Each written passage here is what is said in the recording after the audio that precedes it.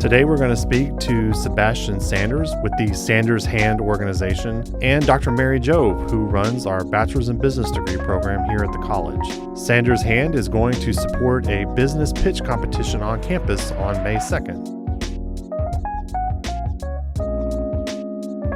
Sebastian, tell me, first of all, a little bit about your organization and what it does. Yeah, for sure. Sanders Hand is a global nonprofit organization servicing youth, helping them become financially stable through our Young Billionaires Club. Young Billionaires Club is a Texas career technical state organization here in the state of Texas. We've been blessed to serve roughly over 5,000 students since the organization was founded back in 2017. And our whole thing is, how do we help youth get to the next level, become financially stable while developing economies and local communities? How does this pitch competition play into y'all's mission?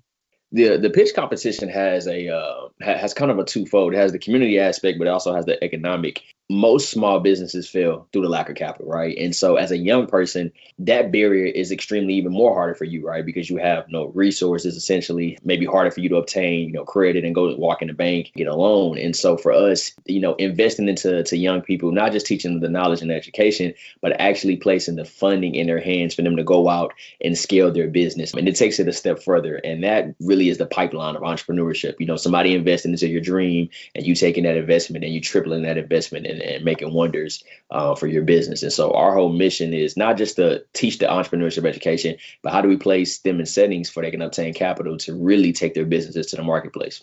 So when you do these competitions, what are you looking for?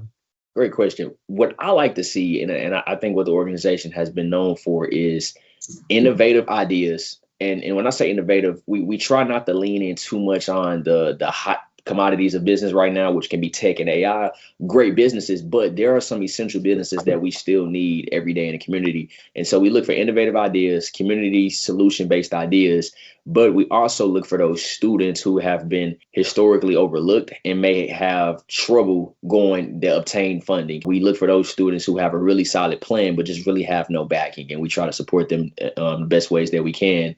And when we come down to the pitch competitions, we try to not make it super intensive for the students, still competitive, but try to make it to where they feel comfortable and confident to pitch their business in front of strangers.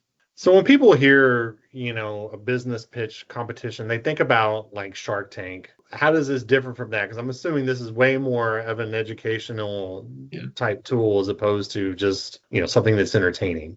Yeah. Great question. So, that's one of the things as an organization we've been trying to figure out, like, what makes us different in that regard. What we like to view our pitch competition as, like right now we're having a conversation. That's essentially what we want the pitch to look like. Not more so of a salesy pitch, because a lot of our students are early stage entrepreneurs and founders. So they may not necessarily be ready to even pitch at a level of what a Shark Tank may look like. So we typically try to make it very relaxed, conversational based. We allow our students to actually present a presentation, pitch decks, and we try to make it an atmosphere, where it's a fun environment where they are, confident about their answers. But ultimately, it's more so about the quality of the student. And so when it comes down to pitch competitions, we heavily rely on, the top students that advance in that regard. That way, when they actually make it to the grand stage and they're actually pitching a business, you see some of the brightest young entrepreneurs that we have to offer.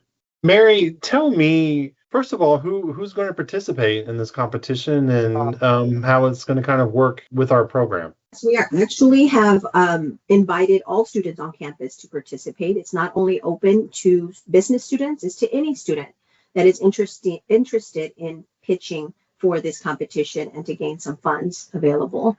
So business students and all students on campus are invited. And so how is it going to work? Like, do they have to register before? How is it going to work as far as contestants and what they have to submit and stuff like that?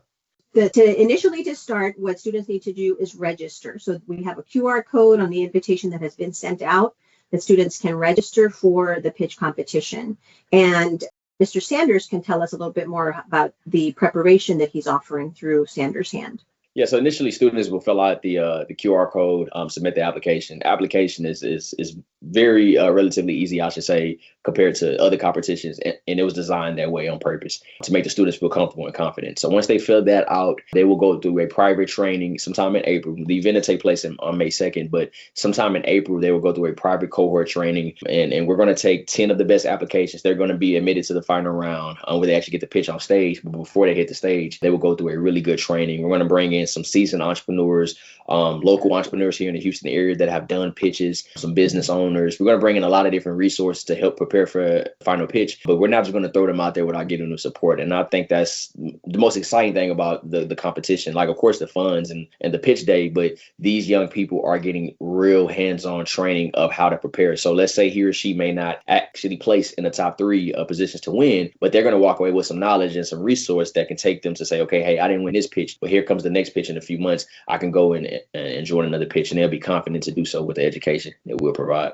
So what kind of pitches are y'all looking to see, or what do you anticipate students are going to do with what they're pursuing? What I'm seeing in the classroom, students have ideas that have to do with nutrition. They are seeing a need of improving their nutrition, and they are thinking strategically about how can they serve the Alvin, Manville, Pearland area through a business that would help people eat healthier. That's one particular business. I have another student who is interested in doing mental health and creating gift baskets for individuals who suffer through mental health issues. And this particular student has a family history of that situation in her life. And so it's so overwhelming to see that students have issues that they care about, that they really want to develop businesses within that field. I have one other student, I'll give you one other example, is he works with his grandfather in an automotive repair facility. And his dream is to be able to salvage his grandfather's business and move that business forward to the next level, because his grandfather's older now and has taken it as far as he can. He's seeing himself as the next person who can step in and build the next level of that business himself. So those are what I'm seeing. Mr. Sanders, do you have any input? Yeah, what I've seen so far has been a lot of community-based initiatives, and I really thought we'd see a lot of tech AI-driven things, but you're seeing students on a day-to-day basis see things in their community, and they just want to become the solution. So I've seen a nonprofit for one, which I thought was very interesting. We've seen a nonprofit. We've seen a lot of culinary. I've seen a lot of culinary, and I think it's exciting. We have a very active culinary program here too. And that's great. That's great. Houston Texas is a hub for culinary. A lot of things around here is really driven off of culinary and entertainment. So when I see culinary entrepreneurs, I always think they're in the right spot being here in Houston, Texas. So we're seeing a wide range of things. And I just think that speaks to the volume of, young entrepreneurs in our community. So, okay, well, then tell me kind of what they're competing for. Yeah, great question. So they're competing for $5,000 as the total pot. So we have three places. First place is going to win $2,500. Second place is going to win $1,500. And then third place will win $1,000. So they're competing for some really good funding. But on top of the funding, what we're wanting to do is the three place winners that advance and get the funding, they're going to be the first student businesses that we'll be listing on our Young Billionaires Club stock market. So right now, our organization is building a YBC stock market that's going to mirror what in real life stock market looks like, but it's going to be listing student businesses where people like us, donors, community partners, educators can go in and view these students' businesses and just see the valuation and invest in their business, just like we would do a stock market. And this is a great tool and a great way to see student businesses scale over time. That way they can see like, hey, I started here, this is where I'm going. But we can really help these businesses way past the pitch competition. So we're working on an initiative, and these three winners will be placed in.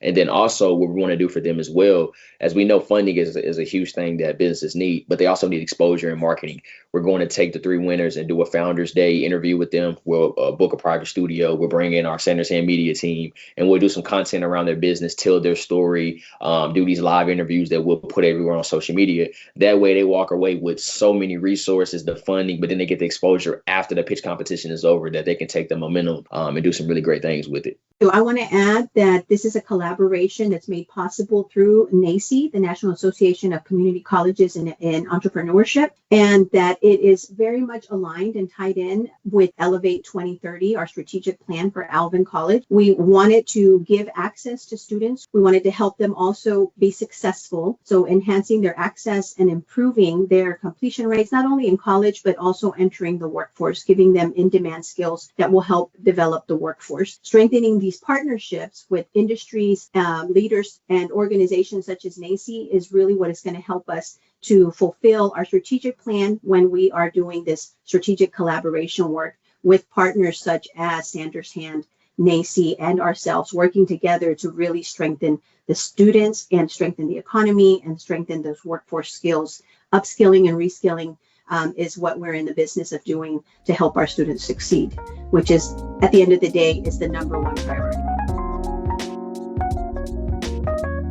The competition will be held on May 2nd. To learn more, email mjove@alvincollege.edu. Thank you for listening. To read about these stories and more, visit alvincollege.edu.